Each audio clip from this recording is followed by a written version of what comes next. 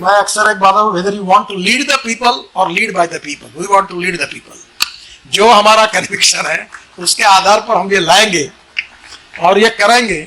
ये मैं बहुत बार कहता हूँ, मुझे एक ने कहा कि आप इतने रोड कैसे बनाते, पैसा कहाँ से आता, टेक्नोलॉजी कहाँ है, तुमको क्या समझता है? मतलब मुझे कुछ समझता नहीं, मैं सिविल इंजीनियर नहीं। बोले लोग बोलते हैं आप इंजीनियरिंग का बहुत समझ लो, मुझे कोई नहीं समझता।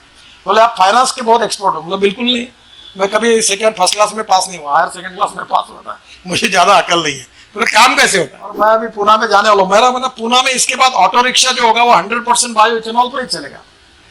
एक बात जरूर है कि फ्लेक्स इंजन होने के बाद अगर 3-4 साल में, तो ये 1 आध साल में ही मेरी कोशिश है कि अब पेट्रोल वाले जितने हैं वो सब scooter, motorcycle, car, petrol engine will be the flex engine.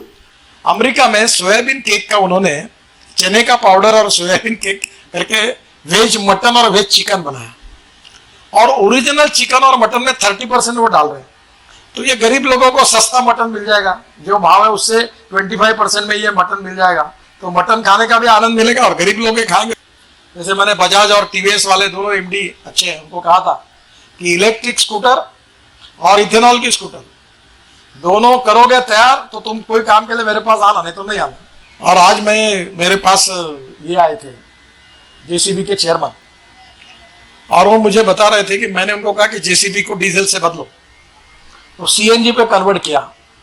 तो उन्होंने कहा कि हमारा एक्सपोर्ट 3000 करोड़ का है सर, बिकॉज ऑफ यू हम रशिया को पूरा सीएनजी बेस जेसीबी बेच रहे हैं, हमारा एक्सपोर्ट बढ़ गया और हम बहुत खुश हैं और हम 100% सीएनजी पर जाएंगे। तो मैंने उनको बताया तुम सीएनजी पे जाओ तो फिर तुम दूसरा करो ना, तुम डीजल इंजन के बजाय पेट्रोल इंजन को फ्लेक्स इंजन में कन्वर्ट करके आप 100% बायो इथेनॉल पर कंस्ट्रक्शन इक्विपमेंट को लाओ। तो मैं अभी इनॉग्रेशन करने के लिए बंगलोर जाने वाला हूँ कंस्ट्रक्शन इक्विपमेंट मशीनरी का, और लगभग मैंने उनको कहा ये करोगे तो आता हूँ, नहीं तो नहीं आता। जैसे मैंने बजाज और टीवीएस वाले दोनों एमडी अच्छे हैं, उनको कहा था कि इलेक्ट्रिक स्कूटर और इथेनॉल की स्कूटर दोनों करोगे तैयार तो तुम कोई काम के लिए मेरे पास आना, नहीं तो नहीं आना। दोनों ने भी कर ली। अब इथेनॉल की बाइक भी हो गई 100%, इथेनॉल की स्कूटर भी हो गई, अब इलेक्ट्रिक की भी बाइक और स्कूटर अब आ गई उनकी दोनों की। अब पुणे में 3 इथेनॉल के पंप खुले। कल वो मुझे महाराष्ट्र के परिवहन आयुक्त आए थे ढाकने जी, और मैं अभी पुणे में जाने वाला हूँ। मेरा मतलब पुणे में इसके बाद ऑटो रिक्शा जो होगा वो 100% बायो इथेनॉल पर ही चलेगा।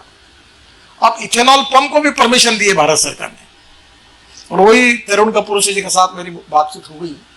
अब पेट्रोल, इंडियन ऑयल और सब कंपनियों को भी वो ऑर्डर दे रहे कि तुम इथेनॉल के पंप शुरू करो 100%।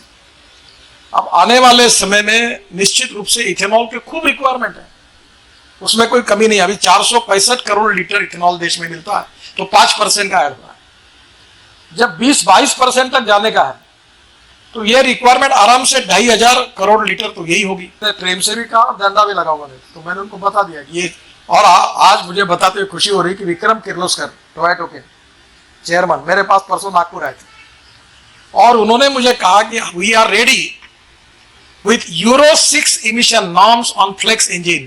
Either you can use 100% petrol or 100% ethanol. आप बोलो हम लॉन्च करने के लिए तैयार। तो ये 15-20% की बातें नहीं, 100% आएगी। तो ये 100% यूज होगा तो फिर काय के लिए कोटा निश्चित करो, जिसको आला डालने दो इथेनॉल, कोई प्रॉब्लम नहीं है, जितना बनाएंगे उतनी रिक्वायरमेंट है। और इसलिए आने वाले समय में ग्रीन एनर्जी मुझे लगता है कि बहुत बड़ी होगी। अभी 81% लिथियम आयन बैटरी हमने देश में बना ली है, और IITs, इसरो, DRDO ये एल्यूमिनियम आयन, जिंक आयन और सोडियम आयन बैटरी की टेक्नोलॉजी पर लगभग अंतिम स्टेप पर है। तो मुझे नहीं लगता कि इसमें बहुत बड़े चैलेंजेस हैं, तो निश्चित रूप से इसका फायदा होगा। जो स्क्रैपिंग पॉलिसी हमने लाई है वो ईवी सेल को भी बूस्ट करेगा, चीप कंपोनेंट्स होंगे और 25 to 30% कॉस्ट ऑफ रिडक्शन कम होगा। हम एल्यूमिनियम इंपोर्ट कर रहे हैं, कॉपर इंपोर्ट कर रहे हैं। अब हमारे यहाँ प्लास्टिक भी कुछ प्रमाण में बाहर आता है। तो ये जो पूरा मैंने सब, जब शिपिंग मंत्री था तो मैंने 18 मीटर ड्राफ्ट कर दिया है। तो मैं अब ये कहने कि मैंने बीच में इन्वायरमेंट वालों को टायर इंपोर्ट बंदी करी, मैंने मत करो। हिंदुस्तान की प्रगति अगर कोई बात है तो दुनिया का जितना वेस्ट है उतना देश में आने दो। अब टायर जो है उसके पाउडर जो निकलेगी वो बिटुमिन में जाती है, तो रबराइज बिटुमिन तैयार होगा, तो रोड स्टील या अपना सिंगापुर और मलेशिया में टेक्नोलॉजी आई कि उन्होंने जो ऊपर वाला बीम है वो प्रीकास्ट किया, उसमें स्टील फाइबर यूज किया। तो स्टील फाइबर यूज करने के कारण now distance between two pier ये 30 मीटर के बजाय 120 मीटर तक जा सकता है। यानी ये मेट्रो वगैरह की कॉस्ट जो है ये 40% कम हो सकती है, हमारे ब्रिज की कॉस्ट 40% कम हो सकती है। और वो जो बीम प्रीकास्ट हो रहा है उसमें जो वायर निकलती है टायर की, उसका वेस्ट निकाल कर स्टील फाइबर डाल देंगे तो वो वैसे भी स्टील वाले बहुत रेट बढ़ा रहे हैं, तो ये टायर का स्टील निकलेगा दुनिया का वेस्ट और वो डाल के उसमें डाल देंगे तो वो दोनों भी काम हो जाएगा।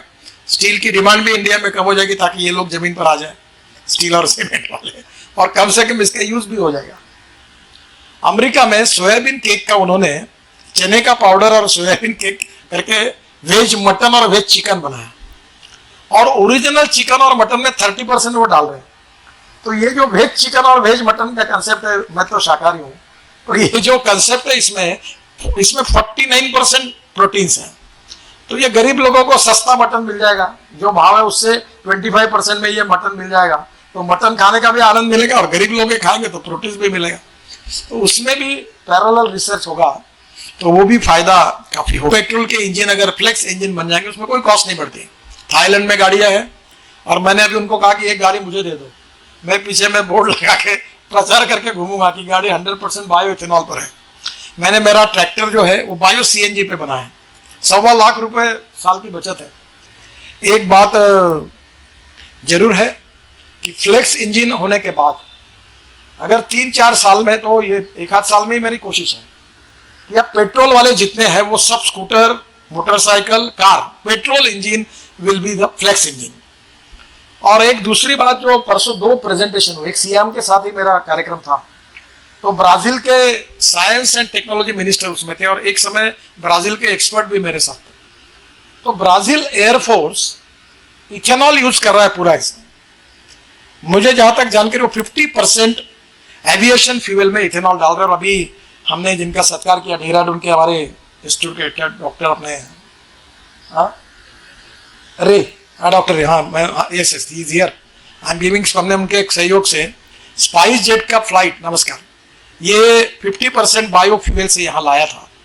तो अब इंडियन ऑयल और ये इंस्टीट्यूट ये चैलेंज करे कि एयरफोर्स में भी हमारे फ्यूल में अगर 50% इथेनॉल ऑलरेडी थी, उसके स्टैंडर्ड ब्राजील में तय हुए हैं, तो वो भी एक सोर्स बन जाएगा और हमारा इंपोर्ट कम हो जाएगा एविएशन फ्यूल में भी।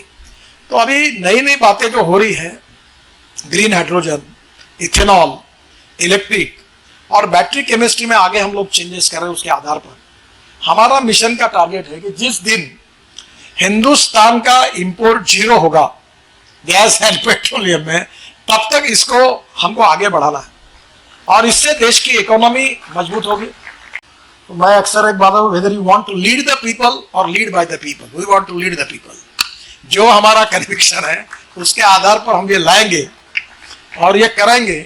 ये मैं बहुत बार कहता हूँ, मुझे एक ने कहा कि आप इतने रोड कैसे बनाते, पैसा कहाँ से आता, टेक्नोलॉजी कहाँ है, तुमको क्या समझता है? मतलब मुझे कुछ समझता नहीं, मैं सिविल इंजीनियर नहीं। बोले लोग बोलते हैं आप इंजीनियरिंग का बहुत समझ लो, मुझे कोई नहीं समझता।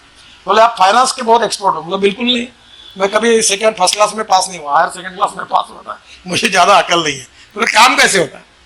तो मैं उनको कहता हूँ very strong political will is the strength for me, and if there is a will there is a way, and if there is no will there is only survey, discussion, seminar, committee, subcommittee and research group.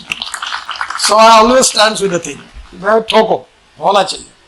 तो अब थोड़ा सा ये मुझे डर लगता है कि अच्छे रोड बना के मैं अच्छा कर रहा हूँ कि गलत कर रहा हूँ, क्योंकि रेलवे का शेयर कम नहीं होना चाहिए और ये देश के लिए भी आवश्यक है। तो आने वाले समय में निश्चित रूप से ट्रांसपोर्ट सेक्टर में लॉजिस्टिक कॉस्ट जो 16-17% है वो 10% में आएगी।